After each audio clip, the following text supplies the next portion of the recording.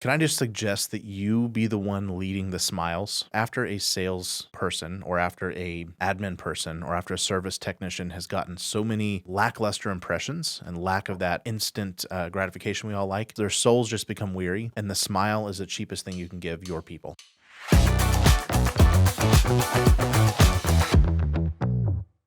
Welcome to the Maven Marketing Podcast. Today is Maven Monday. I'm your host, Brandon Welch, and I'm rejoined by Caleb. Been up since 2 a.m. AG. I'm back, baby. Welcome back, Papa. Yes. Looking good, Papa. Name that ad in this comment, and I will send you a book. Any of the books on the shelf you want here. You could just steal one. Except for my signed Dave Ramsey book. I kind of like that one. Yeah. So this is a place where we help you eliminate waste in advertising, grow your business, and achieve the big dream. And things are getting weird, folks. Mm-hmm. Do you feel that? Yeah, I can feel it. Yeah, we can feel it. Yeah, it's getting weird. Political season is heating up. The stock market is trembling. People are looking up and wondering if the sky is about to fall. And today is all about the things that you need to be doing right now, Mr. or Mrs. Business Owner, as the visionary, as the leader. This is probably the most important episode we're going to record all year. And I'm actually writing this to myself and to Caleb and to everybody who is sharing this boat, the entrepreneurial boat that we're in. That is what this podcast is all about. I'm honestly looking back to some experience I had in the 08-09 era while I was a very young businessman, but things that stick out to me. Yeah. And then I'm following some very crucial leaders right now. Craig Rochelle, Dave Ramsey, just putting some positive voices in my head. And I'm channeling what I'm asking my friends and you, my friends on this podcast, to do, because the worst thing we can do is nothing. Yeah. We don't want to be reactive leaders to the turmoil. We don't want to be misguided or emotional, but we do want to be proactive in the things that we can do to right the ship. Mm-hmm. And so if you're at all worried about the changing ground underneath you, or maybe things are awesome and you just want to keep pouring gas on that fire, we have 3 things we're going to talk about today in detail. And you have anything to add to that?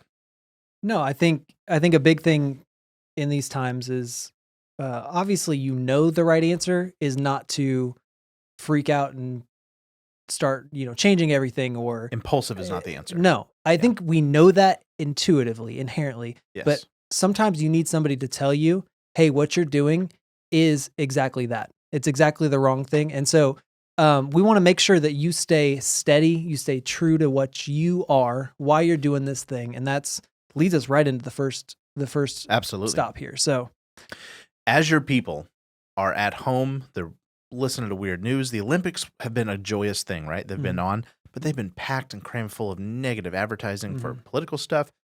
You've got world wars. Yeah, assassinations attempts and actually happening. I should say wars around the world, but gosh, that's not too far to imagine, like where there could be some serious conflict. There's just poison in the air. And with that, people, if you don't give them a stronger narrative than what is being spewed at them, they will go with the strongest narrative. Yeah. And so you as the leader, and if you think about our duty as business owners, it's not just to sell our products. It's not just to do all the things that produce revenue and earn customers. Our job and our calling in the world is to give people a life and a sense of purpose and a sense of direction. The average working person will spend the majority of their waking hours in your 4 walls. Mm-hmm. And you have a responsibility to make that an uplifting, guided, on-purpose experience instead of an accidental, we showed up and did some work today in the crazy, chaotic world, right? That's right. You literally have a calling, whether you realize it or not. If you were paying one person a paycheck, you have a calling and a duty to be their leader and be their guide. And that gives me goosebumps because I know it's true, and it's such a big thing to have on our shoulders, but it's an honorable thing, and it's exciting, and that we get to do that, right? Yeah. I read a book, whether you're religious or not, doesn't matter. It just kind of speaks to the impact that you have. The average business leader or manager has their people in their care 90 times more than the average American pastor does, their congregants in their own care. So 90 times the amount that a pastor would have their body, their Christian people in their church. Dang it, that's cool. You have that much influence, you have that much time, you have that much authority, like just you're speaking into their lives, Yeah. and how are you using it? So, Mr. Reverend Business Owner or Yeah. Mrs. Reverend Business Owner, you need to be reminding your people why every day. We talk about this a lot at the beginning of the year. We talk about when we're trying to make new big things happen, and we put the big vision posters up and all that. And God bless you for doing that. But if you aren't having a constant dialogue and stoking the flame of, man, isn't it cool we get to go change lives in this way today? Mhm. And I don't care if you're installing, outlets in somebody's house, or if you are taking people on helicopter rides, or if you are fixing toilets. I don't care what you're doing. Mhm. You have a greater outcome by the way that you show up for people, by the encouragement that you give them, by the kindness that you generate. You may be the shining light in somebody's day. We talk a lot about this in our episodes about vision, and Nate's going to post those in there if you need some like fresh energy on Yeah. how to talk about vision. Yeah. But this needs to be, I'm literally serious when I say daily. There needs to be crumbs of your vision, values, and vows in your daily dialogue with your people. Yeah, that's right. The vision is the world you're creating. And I think that's such an interesting way to frame what we're doing here. Yeah. When you say what's the world we're creating, obviously you can't just create that world. It's something you're building every single day. Together. And so when we come together, we're creating a world where entrepreneurs can confidently grow their business without wasting money on advertising. What are we doing, Nate? Creating a world where entrepreneurs can confidently grow their business without wasting money on advertising. Yes. And we are constantly reminding ourselves of that. And we look at the world, that becomes the way we filter all of our things, the way we talk about what we're doing. And it's just such a cool way to... It's the way we filter our opportunities. It's Yeah. the way we say, hey, is this work good enough? Hey, Yeah. is this the right decision? Are we helping an entrepreneur confidently grow? And are we wasting money on advertising? It's a really good filter. Mhm. You have your own filter. There's a formula a few episodes back about how to make that and how to talk about it with your people in a way that's not ambiguous. Yeah.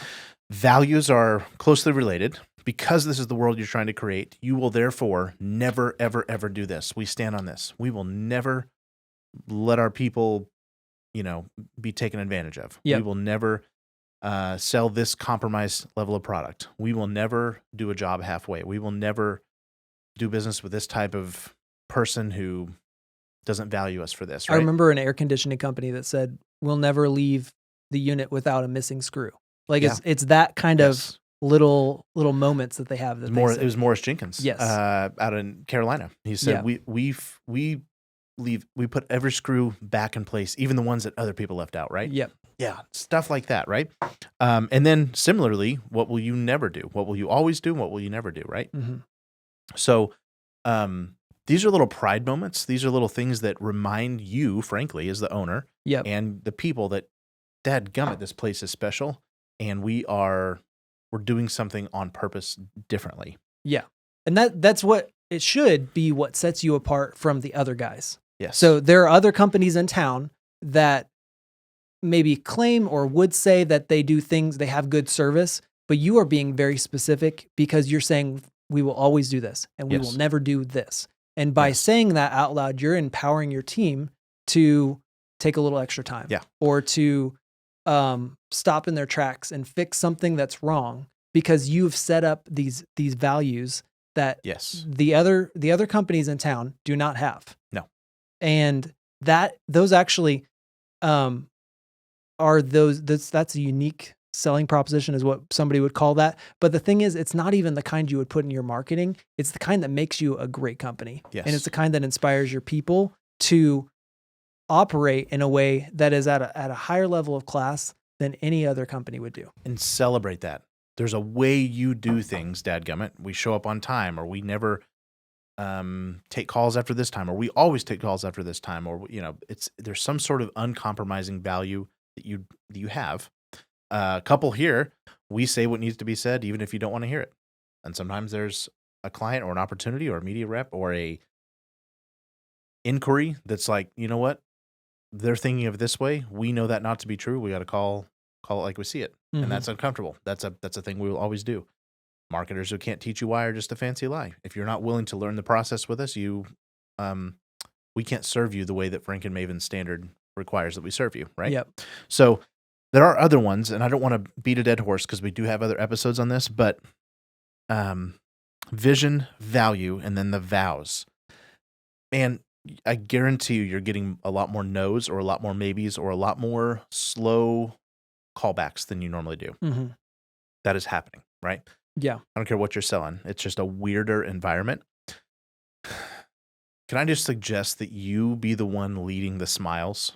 Because after a sales person or after a admin person or after a service technician has gotten so many, lackluster impressions and lack of that instant gratification we all like, their souls just become weary.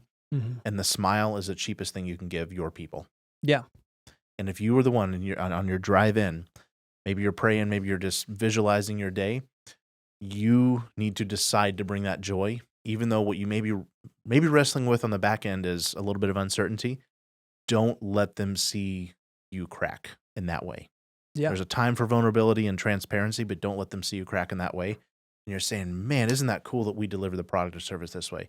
Man, isn't that cool that we're able to deliver this type of result for 30% less than our other people? There's a way you guarantee doing your service. I'm thinking of Mike Mansker. We don't ever fix a roof that doesn't need to be fixed. Mm-hmm. And he's telling his guys that.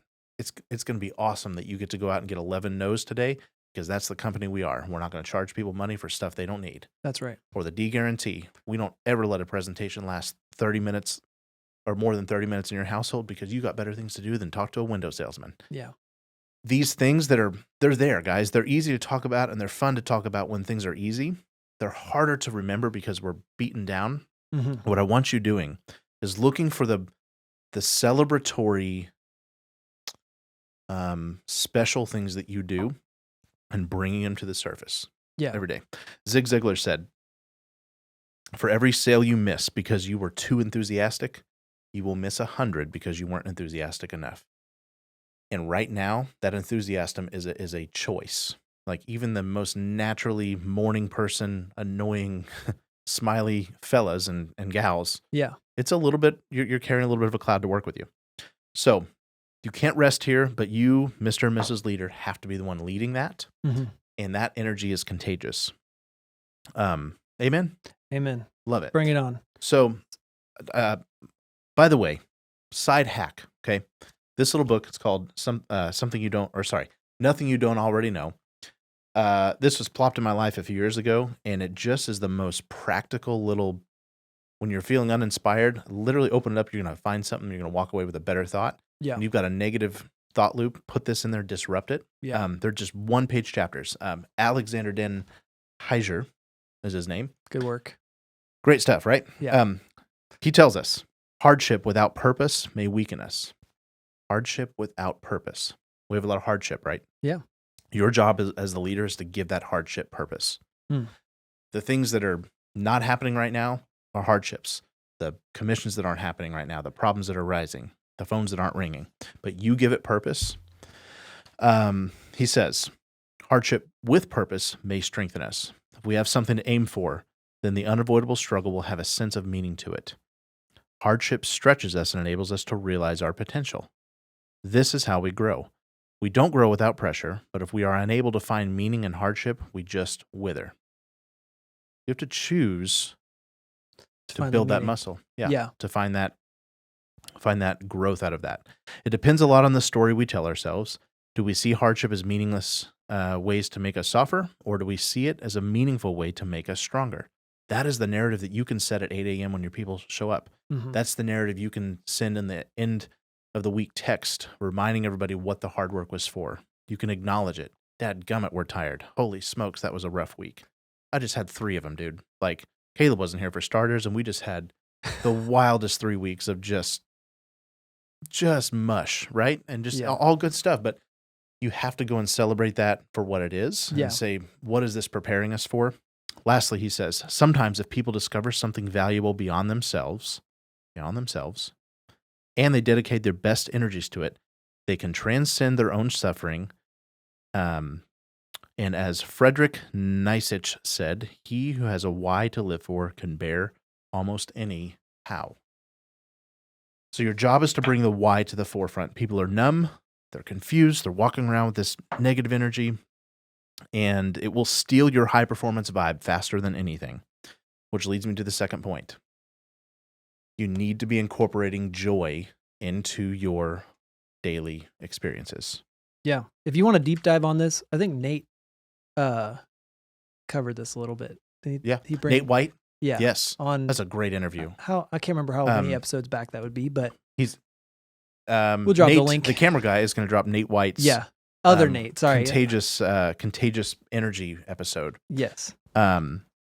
Absolutely. He's talking about experience, and then frankly, last week with 2 weeks ago, with Brad Pierce, we talked about your sales process probably sucks, and he was talking a lot about that design in there. Yeah. Well, let's talk about joy in the workplace. These are just some grenades you can throw to disrupt that clogged up, river of toxicity going through America right now. Yeah. Do something fun. Yeah. We from time to time do what we call Frank Olympics, and it's literally a 20-minute break on Wednesday afternoon. And it's some stupid game that everybody can compete in, and we do a little tournament. We've literally played darts, spoons, flip cup. You can get a ping pong ball and do like a bounce it across the table game. There, you could play any kind of little silly game. You can do these all over the place, but they just kind of wake everybody up for a second. Yes. When you kind of just get different energy. You just get in this zone, and it's the middle of the week, and you're kind of, everybody's got the blinders on. They're just trying to drive through. You can wake them up, you bring them back together, and it just changes everything. It doesn't have to be a big investment. Be sensitive. Like, put this in your mind now. When you feel that library rainy day vibe come over it, you just got to go, I'm going to do something in the next hour to disrupt this monster. It's kind of like when you're sick, you feel like cloudy and you're like, I can't see or think clearly. Yeah. There's a vibe in the office that happens, and it's like the office is a little bit sick, and you just have to give it a boost of vitamin C and D right there. Yep. The number one ingredient here is going to be surprise. Surprise is the foundation of delight. And dude, it doesn't matter if you're getting people together and handing them a bunch of suckers, saying, I just thought you ought to have a sucker today. Yeah. Right? Happy hour at Sonic or something like that. Yes. Go grab some slushies. That's what we do. And okay, I know my old school guys are going, oh, this sounds like some, hippie rah bullcrap. Dude, if you're not the sit down and play a game together type of thing, go to Topgolf. Send them home early with their kids. Go buy everybody a football and say, go throw it around with your kids, right? Yeah. It doesn't have to be expensive stuff, but buy some cheap tickets to a ball game, or go to the bowling alley, or buy a little putting green, put it in the middle of the office, and have a putt off real quick. Yeah. Or lay a coffee cup on its side. And, Riley, buy us a putter. putting. We need a putter in here. You need to work on your short game. Yeah, I do. I really do. So other things, you can just turn the music up. Just pick a different playlist that anybody's heard in a while. Brandon's really good at this. I'm so good at it. I will make you a playlist. You know what? Put a guitar in your office. Put something musical or something architectural in your office. This goes to more long-term things, but short-term, you're just looking at what pattern right now can I disrupt, because predictability will kill all excitement and all joy. Mm-hmm. Light the candles. Get yourself a barbecue grill and grill some burgers. I love this one. Write a word of appreciation for somebody who hasn't heard it in a while. Yeah. And walk in their office and tell it to them, or text it to them, or write them an email, or better yet, maybe you can get everybody on your team and do a truth bomb. Yeah. Drop an encouraging word, right? Yeah. Find a reason to celebrate too. We celebrate pretty well over here, but what's the last thing you had a little mini party for? I'm not saying it has to be anything crazy. You can get a box of cookies and throw it on the table and be like, hey guys, we had the best Tuesday we've ever had. Speaking of Dewey Jenkins, I think he was the guy, and he built like a massive company. Like, $1 billion. Yeah. He sold it for something crazy like that, but he was doing well in the 100 millions of revenue. In a medium-sized town, by the way. He said, show me what a company celebrates and I'll tell you everything about them that matters. What have you celebrated lately? Mm-hmm. Dude, take the newest employee and just rock their freaking world on their birthday. Or, dude, we celebrate our team's kids' birthdays, right? Yeah. If you're not celebrating, you're losing. So, and then I said, last one, which may be the best one of all, get out and serve a cause. Show up and cut bread for the soup kitchen. That's what we did a few months ago. Yeah. Go work in a garden. Ask somebody, is there someone in your family that could use their fence painted or yard work or weeds picked or whatever? Go do something bigger than yourselves and do it together, or break out your team if it's a bigger team and do little pods of that. It's going to change the vibe. That's incorporating joy into the work experience. Last thing, what you should be doing as a visionary right now. You need to be hypersensitive to your customers and the shifting of buying patterns. I don't care if your industry is soaring. I don't care if you're 30% ahead, which honestly, most of our clients are actually beating the trend by a lot because of all of this long-term goodwill we've put into their brand and their personas and the things that they're staying consistent with. Yeah. So I'm not writing this in reaction to like a bunch of big business problems. Most of them annually are growing. Like I can think of 2 or 3 that are not, but most of them are. Yeah. Still yet, these are genius people because the ones I'm talking to, they're very reactive in a good way to how their customers prefer to buy. And even at the highest ends of, I think, the socioeconomic, scale, people are just a little bit unsure. They're a little bit confused. They're a little bit less materialistic right now. If you're selling something that's a luxury item, they're a little bit more practical and they're a little bit more scared. Yeah. No matter what side of the aisle they're on. Yeah. Really, no matter the age. Big time. That's just a big time election year signal. I know we've talked about that a lot, but everybody holds on tight to their wallet till after November, and they kind of just want to wait and see what happens.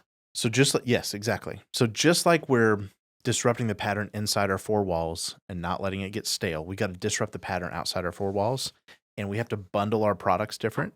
We either have to change the price on something, take a little bit cheaper item, and package it with something, that's an add-on service normally, but you give it to them at the normal price. Yeah. Not saying you cut your margins completely, but maybe you reposition how you're doing that.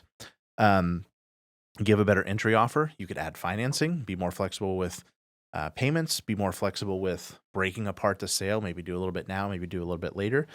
Just a little bit of practicality, something different than they heard even 6 months ago. What if you took your team, or maybe the 4 or 5 champions on your team, and said, how would we be Ritz-Carlton level service right now? How could we zig while everybody else is zagging? Because every company in America is going cut costs, shrink overhead. And what if you're the one, maybe you're not trying to go, overboard with expenses, but you're saying, what are the little ways we could make this a freaking noticeable hospitable experience? What if they called their plumber and they left thinking that they just gone to the spa? Think about that. Yeah. What if they called to get their roof repaired and we made them feel better than they did at church this week? Right? So noticeably hospitable customer experience. Guys, follow-up notes are the stupidest, cheapest, dumb thing you can do to make this like instant. Okay. A well thought out follow-up note, which costs you 3 minutes and 50 cents. And you probably had 200 or 300 customers this month, maybe, right? Yeah. So it's maybe half a day for somebody, or half a day for a couple of people that are on your team. Write some follow-up notes. Look back at your sales a year ago or a year or 2 ago, people that made significant investments in your product, and call them and say, how are you doing? I was just thinking of you. I just remember that story, and I was telling that story to somebody the other day about how you did this. I have no reason for calling, just saying, how you doing? Yeah. How's that thing we sold you? Yeah. How's that doing? And it's not, and I've got another things to sell you. No. It's, how are you doing? Yeah. Yep. Well, actually. Yeah. Yeah. How are the kids? All that stuff. It varies by service. I'm thinking of my attorneys and my medical folks. Like, there's some pretty high caliber professions, people we don't expect to like come down to that quote unquote level. Yeah. But what if the leader of the company was just calling and saying, hey, I'm just thankful that you're in our past customer list. I don't want anything from you. I don't have anything to sell. Just want to tell you I appreciate you. Like, think about how disruptive that would be to poison, right? That's powerful. Yeah, Yeah. for sure. Bottom line, be prepared to make some sort of change in your sales process. Do it before it's too late. I don't want you waiting a quarter and saying, well, we're finally down. We better change something now. It's like now, No. Monday, get with your team today, this afternoon, next Monday in your sales meeting or your meeting that you don't normally have. Disrupt that pattern and say, hey, guys, the world's crazy. I want you to know we're fine. Like there's nothing on fire. I don't want you to be reactive, but I'm just sitting here going, how could we be the best in the world right now? Because I think it's actually a really big opportunity for us to stand out when everybody else is noticeably lame. We're noticeably on fire, right? How do we do that? Keep your ear to the ground. You, as the leader who doesn't normally talk to customers, call them, feel them out. Just, attend some more sales meetings or sales presentations, or take a cruise on your own website, watch your own ads, Google your own name and read what comes up. Call some of your customers and say, how did Johnny do? How did you do today? Yes. I just wanted to make sure you're being taken care of really well. How are we doing? And just see how that experience was for them. Let them talk. Yes. You will learn a lot from that.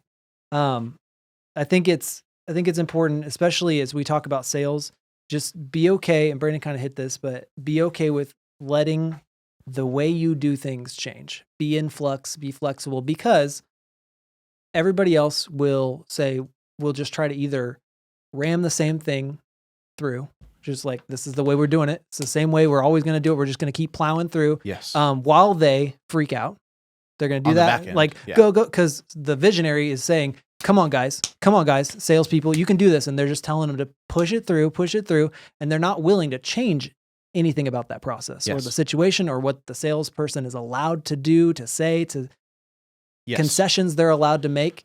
They're not allowing that. And so what you have to be willing to do is be the visionary who says, you know what? I'm willing to take a little less margin, or I'm willing to throw this thing in, or I'm willing to combine these things for a discount. I'm willing to, and when you're willing to make those changes, you allow your salespeople actually to have their own wins. Power. They'll see success when the truth is that that other company that's not willing to change anything, they're not getting the sales for the next however long it takes for things to wake up. You're getting the yeses. You're going to get the yeses. Don't ask, how can I get things back to normal? Ask, what's the most empathetic thing I can do for what is normal right now? Put yourself in the mind of the customer. Yes. What are they thinking about? Fresh walk in their shoes, right? Reminder. You need to remind your people why every day. Go through your vision, values, and vows with them. Incorporate that into your daily dialogue. Number 2, you need to incorporate joy into your workplace. Number 3, you need to be hypersensitive to your customers and their shifting buying patterns and do something to change it so it doesn't look normal. I'm going to leave you with 2 more thoughts from our friend Alexander. Bring it on. Every time a decision is made, a path emerges. All you really need to do is make a different decision. Different paths will emerge. I didn't write this to be a doomsday episode. I don't know what's in store. I'm not saying that we're hitting recession or anything like that, but it is weird. Yeah. Okay? It's weird. You know it's weird. I know it's weird. And when weird happens, disrupt. Do this with this hand while the other's, scaring people. Okay? Yeah. Be the joy. Bring the joy. It's your duty. It's your honor. It's the coolest thing we get to do as leaders. You are a leader. That's why you're here. And we'll be back here every week answering real-life marketing questions, because marketers who can't teach you why are just a fancy lie. You got this. Have a great week.